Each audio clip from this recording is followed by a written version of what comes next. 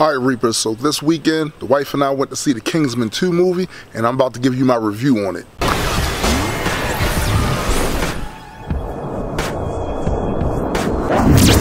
Now the first Kingsman movie was probably one of my favorite action movies of all times.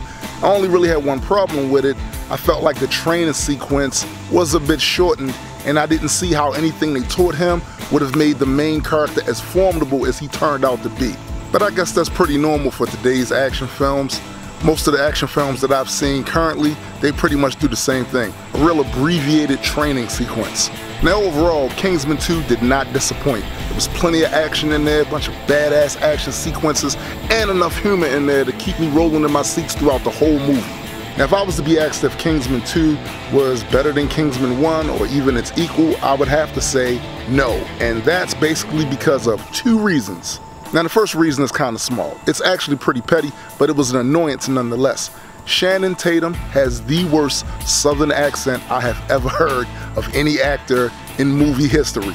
I would have preferred that he never even attempted to try it than to do something as horrible as that was. It was terrible. Alright, so this next criticism is actually a pretty big one.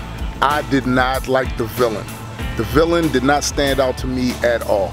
Now, in her defense, it's pretty hard to top what Sam Jackson did in the first movie, because when he goes all out, it's a wrap. The thing about movies like this is the villain is really, really important. You need somebody that's going to stand out, that's going to seem odd, yet somehow you identify with them a bit. And I really didn't identify with this villain at all. I thought that she was kind of corny.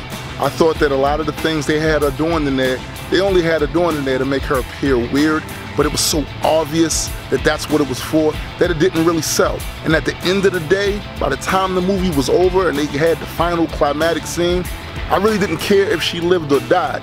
Even though I enjoyed the scene and all the action in the scene, it would have actually helped enhance the experience if I actually cared about the villain at all.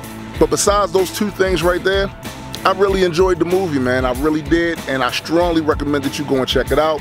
I think it's an adequate sequel to the first one, and I really can't wait to see what they do with Kingsman 3, if there is going to be a Kingsman 3. Is there going to be a Kingsman 3?